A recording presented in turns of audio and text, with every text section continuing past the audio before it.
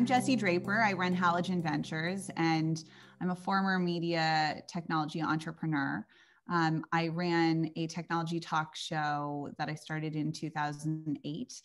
It was one of the first, and after 2 seasons of the show, I quickly realized that we were only interviewing incredible men in technology. And I grew up in Silicon Valley, around incredible entrepreneurs and investors. But I didn't think I could be one of them, even though it's truly all I knew. And so I had gone into entertainment and created kind of a technology news blog. We were acquiring blogs. We were one of the first video companies to partner with Forbes.com and Mashable and wherever we could find eyeballs in those early days of digital media. So we ultimately did 5 seasons of this technology talk show that was the heart of our tech news site. And after these first 2 seasons, I realized I was facilitating this issue of not having women in this profession of both technology and finance.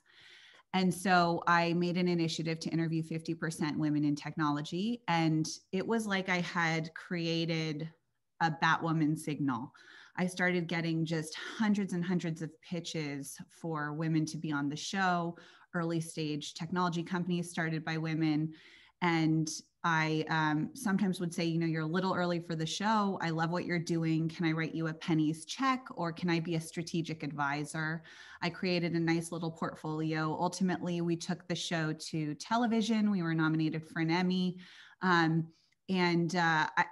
By that time, I had created this portfolio. I think in the back of my head, I knew I wanted to go raise a fund, but I was always sort of feeling like a fraud, as I think women more than men do. And I just sort of said, okay, well, I'll just get out there and see what happens. I pitched maybe 500 potential investors, starting with some of the guests from my show, and closed 50 of them and raised our first fund.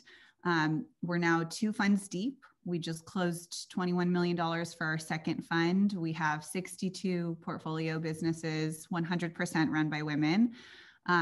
We've had 10 exits. We recently sold a company to Twitter just before the holiday, and we're excited to continue to build these incredible technology businesses with females in the leadership team.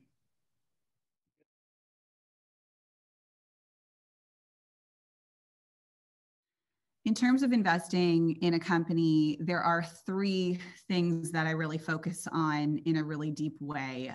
First and foremost is the team, the founders.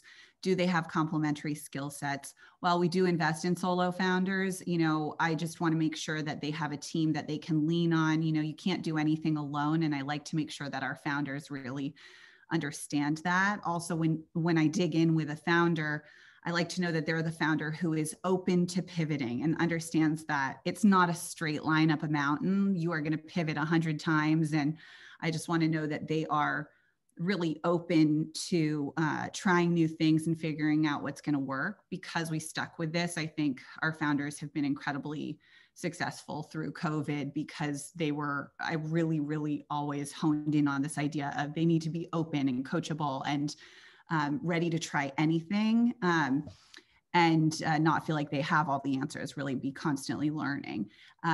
Secondly, I would say, the product is incredibly important. We're looking for a really unique, defensible product. What makes you the front runner in the space? What makes your product stand out in a busy market? Can you file a whole bunch of patents? Is it something I've never seen before? I love it when it's something I've never seen before and we're first or second into a space. And just something unique and different that will make you win. And then the third is some kind of traction. To us as early stage investors, that means it could mean $1 million in revenue. It could mean 100,000 users. But we also invest pre-product. So say in a hardware company, more likely than not, hardware companies have to go raise before they can even get to market. And so I want you to prove to me that there's a need for this, whether that's some research you've collected or some sort of data on your customers, like just prove to me that there's an enormous need for this. So some kind of traction in a space.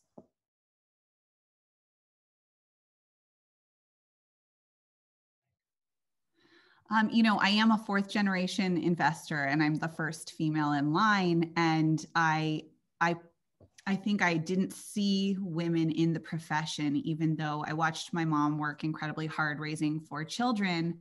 And she would say, "Oh, okay, Tim," to my dad, "you're going on a business trip, take a kid."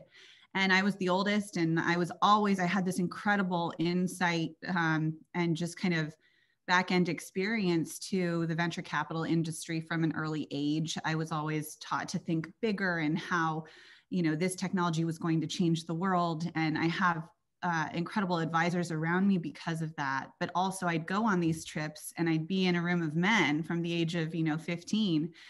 And I just, I really resonate with the saying, you can be what you can see. And I didn't see any women in this industry at all. And so that was something that I think set in from a very early age. And I then ultimately, got to a point where this was something I realized I could change.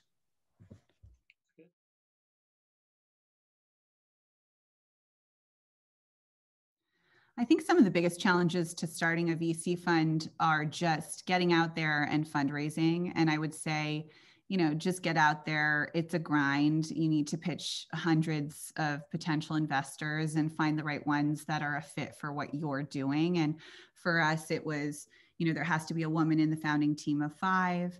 And we're in consumer technology at the earliest stages. And so, you quickly narrow down who those candidates are. But I think that's what I would say is just don't think it's going to take 8 meetings. It's going to take over 100 and just plan on having 100 meetings and you'll get there.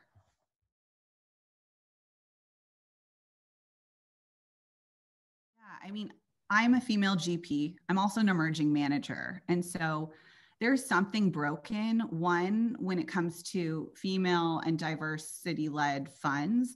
And then there's also something incredibly broken when it comes to emerging managers. We just closed our second fund. I have 85 investors, which is way too many, and especially at the earliest stages. And that's because the fund of funds, the institutions, the endowments, they want to bet on the Sequoias and the 5 venture capital funds on Sand Hill Road. They want to continue to put their funds there. They all say they have an emerging managers program, but they also all say, I want to get to know you for 5 to 10 years. And I say, along with my peers who are emerging managers, I don't need you in 5 to 10 years. Like, I'll have my LP base in 5 to 10 years. Why don't you try and get into the next Sequoia? And, we will be the next Sequoia. And I think that's something I just keep hearing. Had hundreds of these meetings and they all say the exact same thing. Well, you're not Sequoia. So why would we invest in you? It's like, well, you'd invest in me because I'm an emerging manager doing something really interesting with, a great track record, and we're going to take this to the next level. And it's there's just something majorly broken there. And I think that has to do with definitely, in the diversity bucket, there's something broken, but also just emerging managers overall. This money needs to go to new places and be a little bit disrupted. And I think it's why we're seeing a lot more of these fund managers go to family offices and corporate arms, corporate investment arms, and just more RIAs and things like that versus the traditional funding for these venture capital funds. Like, something's just totally broken.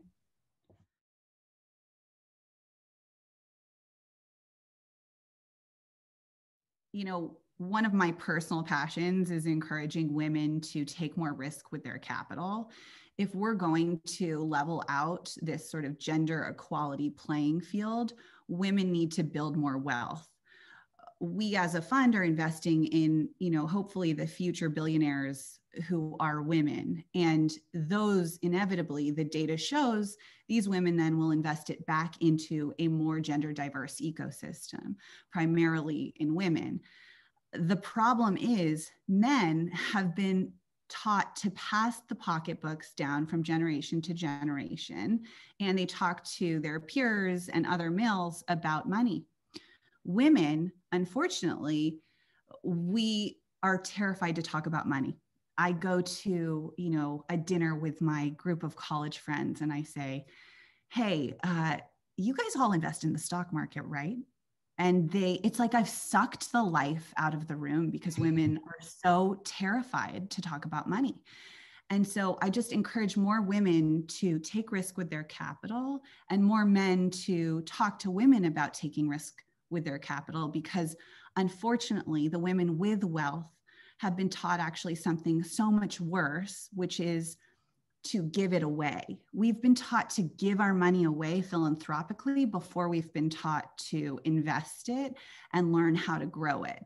And that's something that needs to change, because what I've found is that the women with billions of dollars would rather write multi-million-dollar checks to charity than take a risk on a for-profit investment, because it's something that they don't understand. This dynamic needs to change. And so I'd encourage all the women out there to take more risk, put your money where your mouth is, buy some crypto, invest in some stocks you believe in, and invest in the private market if you have the capacity. So those are a couple of the things that I just would think about that really will change the dynamics over time.